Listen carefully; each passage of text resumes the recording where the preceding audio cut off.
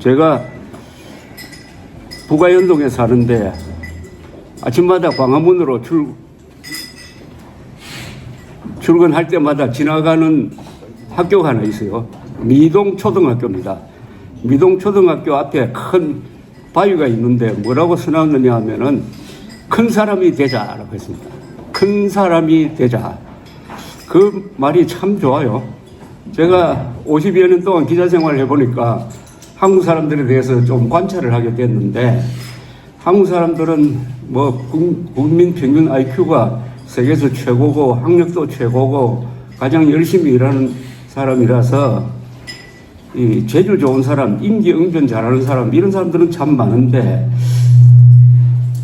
두 가지 장르의 사람이 좀 부족하다는 느낌을 받았습니다. 한쪽은 균형 감각이 있는 사람이 좀 드물고요. 그 다음에 큰 사람이 드물다. 요사이 유튜브에서 인기 있는 프로가 하나 있어요. 그게 뭐냐면 레이건 대통령의 유머입니다. 레이건 대통령이 1980년대에 연설을 한다든지 인터뷰를 해서 남긴 유머가 굉장히 많습니다. 아마 수백 건이 될 겁니다. 그게 2분, 3분 이렇게 잘라서 올라오는데 그게 조회수가 굉장히 많아요. 저도 그걸 아주 즐겨보는데, 레이건 대통령이 1984년 대통령 경선에서 토론회를 합니다. 상대가 누구냐면 몬데일, 과거에 부통령 했던 분이고, 이분은 그때 나이가 50대였습니다. 레이건 대통령 당시에 70대였어요. 그래서 그 사회하는 사람이 이렇게 물어요. 레이건 대통령에게. 레이건 대통령 지금 70대고 건강이 따라주지 않는다는 이야기도 있고 하는데 어떻게 생각하십니까? 하니까 레이건 대통령이 딱 받아서 뭐라고 하냐면, 그 잘 지적하셨는데 저는 오늘 이 자리에서 나이를 가지고 상대를 공격하지는 않겠습니다. 예컨대 나이가 너무 젊다든지 그래서 경험이 없다든지 하는 걸로 공격하지 않겠습니다. 이렇게 해요. 그러니까 그 옆에 있던 몬데일이 같이 웃어버렸어요. 아주 그 장면은 흐뭇했습니다. 그러나 몬데일은 나중에 그 웃음으로 내가 졌다라고 했습니다. 상대가 웃기는데 넘어가서 같이 웃어가지고 졌다는 거예요. 또 이런 장면이 있습니다. 레이건 대통령이 취임한 직후에 백악관에서 기자회견을 하는데 자꾸 전 정권 때문에 경제가 나쁘다 이런 이야기를 하니까 그 방송 기자 한 사람이 손을 들더니, 아니 전 정권 탓만 하는데 레이건 대통령 본인 책임은 없습니까? 라고 물으니까 즉답을 합니다. 예, 있어요. 저는 너무나 오랫동안 민주당원이었습니다. 라고 하면서 넘어갔습니다. 민주당원이었거든요. 레이건 대통령이. 그 뒤에 공화당으로 바뀌었습니다. 그리고 기자가 또 물어요. 아니 어떻게 배우가 대통령이 될 수 있습니까? 레이건의 즉답은, 아니 어떻게 대통령이 배우가 안 될 수가 있습니까? 라고 묻습니다. 그래서 왜 이런 이야기를 드리냐 하면, 지난 대통령 선거 때 사자 토론이 있었는데 그 내용이 너무나 험악하고 교양이 좀 안 보이고 하니까 위안 삼아 이 사람들이 검색을 하다 보니까 2002년 한국 대통령 선거 때 토론을 했는데 이회창, 권영길, 노무현 이 세 사람이 토론한 걸 보니까 아주 점잖게 보이더랍니다. 23년이 흘렀는데 그 사이에 한국 사람들이 말이 이렇게 험해졌구나 하는 차원에서 그게 또 조회수가 폭발을 하고 있습니다. 보수, 진보 이렇게 진영으로 가르니까 이게 편들기가 그냥 습관화되었습니다.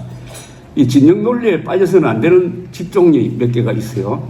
판사, 그 다음에 검사, 공무원도 마찬가지지만, 그 다음에 종교인, 그 다음에 저와 같은 기자입니다. 기자는 진영 논리에 빠져버리면은 그 진영의 심부름꾼이 되어버립니다. 그래서 저는 비록 보수 성향을 갖고 있지만은 사실관계에 대해서는 진영 논리에 빠지지 않겠다고 맹세를 했는데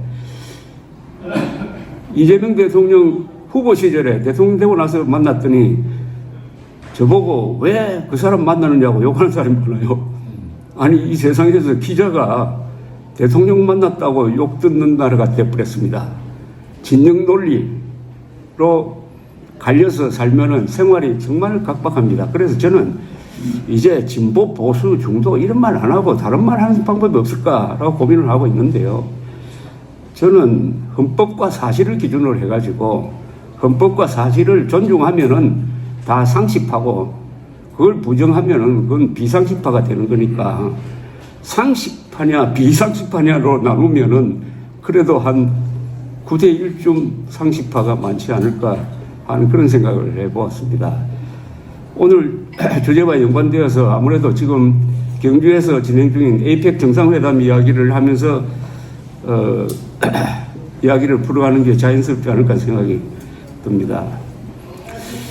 어제 김해공항에서 시진핑 트럼프 시진핑 회담이 있었습니다. 오늘 일찍 일어나서 미국 언론을 검색을 했더니 뉴욕타임스가 제목을 어떻게 뽑았느냐 하면은 시진핑이 기교를 부렸다. 어떤 기교를 부렸느냐. 트럼프가 내가 이겼다라고 이야기할 수 있도록 해놓고 실속을 다 챙겼다. 이렇게. 그러니까 트럼프는 우선 어제 회담에서 중국이 그동안 수입 금지 조치를 했던 콩 수입을 재개하기로 했다. 그리고 희토류 수출 규제를 풀었다. 이걸 앞에 내세웠습니다. 그래서 농민들과 기업인들로부터 박수를 받은 것처럼 했는데 따져보면은 중국이 얻은 게 더 많다. 트럼프의 지금 관세 전쟁이라고 할까요? 여기에는 전략이 없다. 뉴욕타임스가 인용한 어떤 전문가 이야기입니다. 전략 없는 전술을 구사하고 있다. 아주 아픈 지적이었습니다. 트럼프의 지금 대중 협상 전략에는 전술만 있고 전략이 없다는 겁니다. 그러니까 큰 그림이 없다는 거예요. 그리고 좌충우돌을 한다는 건데, 그래서 지금까지 취임한 이후에 결산을 해보니까 어떤 전문가는 이런 의견이었습니다. 아무것도 안 하고 가만히 있었던 것보다 더 못해졌다. 그건 좀 따져봐야 되겠습니다만은 하여튼 그런 비평을 받으면서 시진핑이 이번에 트럼프를 앞에 놓고 강연하듯이 했다는 겁니다. 그 앞에 모두 발언을 한 3분 했는데 뭐라고 했느냐. 우리는 이제 큰 그림을 가지고 장기적으로 서로 협력하는 관계를 모색하도록 합시다 하는 식으로 이런 원론적인 이야기를 했는데 꼭 선생이 학생 가르치는 것처럼 했다고 뉴욕타임스가 전했습니다.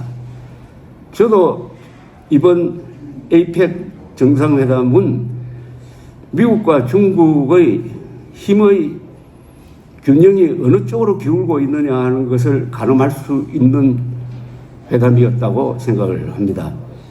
트럼프 대통령은 인접한 캐나다에 대해서는 아주 모질게 대합니다. 최근에 온타리오주에서 레이건 대통령의 1980년대 연설을 이렇게 짜깁기 해가지고 레이건 대통령의 말을 빌어가지고 트럼프 대통령을 비판하는 광고를 올렸습니다. 레이건 대통령은 다 아시다시피 관세 이런 거 참 싫어하는 사람 아닙니까? 트럼프는 완전히 반대 방향으로 가고 있거든요. 그게 휴 정부에서 한 거예요. 그러니까 그걸 보고 트럼프 대통령이 화를 벌컥 내더니 진행 중인 무역 협상을 중단시키고 징벌적 관세를 추가하겠다고 선언을 했습니다. 아니 세상에 이런 일이 있습니까? 지금 아니 경상도 어디에서 도청에서 낸 광고를 가지고 그걸 가지고 이런 식으로 안가품을 하면 어떻게 되는 건지. 어제 또 시진핑하고 만나기 직전에 무슨 트위터를 안 하죠. 요새는 X라고 그러죠. X 소셜미디어를 통해서 뭐라고 했냐면 미국도 이제 핵실험을 재개하겠다고 했습니다. 이거 어마어마한 이야기입니다. 핵실험이 지난 30년 동안 이루어지지 않았어요. 핵실험 금지 조약에 미국이 아마 가입은 안 했을 겁니다만은 미국 여러 나라가 핵실험을 하지 않습니다. 그런데 핵실험을 하겠다고 엄청난 이야기를 했는데 오늘 미국 언론은 거기에 대해서 큰 비중을 두지 않아요. 또 과장된 이야기하고 또 이거 실천되지 않을 것이다. 아니 핵실험 하느냐 안 하느냐는 무슨 세계 전략상 엄청난 문제인데 이제 트럼프 대통령의 말에 대해서 신용을 별로 안 하는 이런 식으로 되어버렸습니다. 그래서 제가 최근에 한 몇 년 전에 사가지고 읽지 않는 책을 다시 하나 읽는 책이 있습니다. 마르틴 제크라는 이 영국 저널리스트가 쓴 2009년에 썼어요. When China Rules the World. 중국이 세계를 지배할 때라는 제목의 책인데 부제는 서구의 세계 질서는 종말을 고하고 새로운 세계 질서가 탄생하고 있다라는 책입니다. 이거 우리나라에 번역되어 있습니다. 이걸 읽어보니까 이 책을 샀을 때는 너무 제목이 과하다라고 생각했는데 읽어보니까 들어맞는 구석이 많아요. 그래서 이 사람이 주장하는 것은 이겁니다. 중국이란 이 나라는 너무나 중량이 많이 나간다는 겁니다. 첫째, 인구는 요새 인도보다 약간 적어졌어요. 인도가 지금 제일 인구 많은 나라입니다.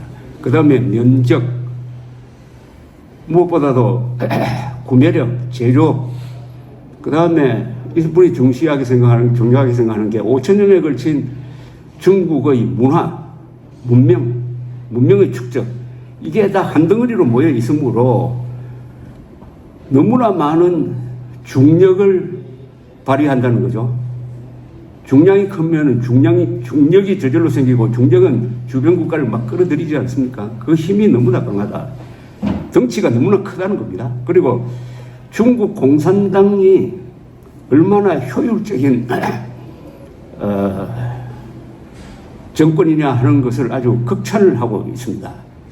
중국 공산당이 세계에서 가장 유능한 리더십을 가진 집단이다 라면서 소련 공산당이 무너진 것이라든지 이런 것과 비교를 해서 설명을 하고 있었습니다. 그런데 최근에 조선일보가 아주 흥미로운 연재 사설을 썼습니다. 6회에 걸쳐서 중국의 굴기에 대해서 썼어요. 중국이 어떻게 이렇게 지금 발전하고 있느냐. 모든 사람의 예상을 다 꺾고 계속 이렇게 쭉쭉 뻗고 있는 게 뭐냐 하는 것을 사설을 연재로 했습니다. 5번째인가 그때는 중국 기업인, 과학인, 기술자들이 잘한 것도 있지만 무엇보다도 중국 공산당이 잘한 거다. 중국 공산당이 대전략을 가지고 그리고 굉장한 추진력을 가지고 밀어붙이니까 이게 된다 하면서 중국 공산당 극찬을 하고 있었습니다. 조선일보가. 그런데 지금 현실로 돌아오면 어떤 일이 벌어지고 있느냐. 이 명동 근방에 주말 되면은 부정선거 원흉이 중국이다 해가지고 시위를 막 합니다. 반중 시위는 뭐 반일 시위도 있고 반미 시위도 있는데 있을 수 있죠. 다만 있지도 않은 부정선거 원흉으로 몰아버리니까 이게 인종적 선동이 돼가지고요. 요새 대만 사람들이 나는 중국 본토에서 온 사람이 아닙니다 하는 무슨 표시를 달고 다닌다는 이야기 들으셨어요? 중국 사람은 몰릴까봐 겁이 났어.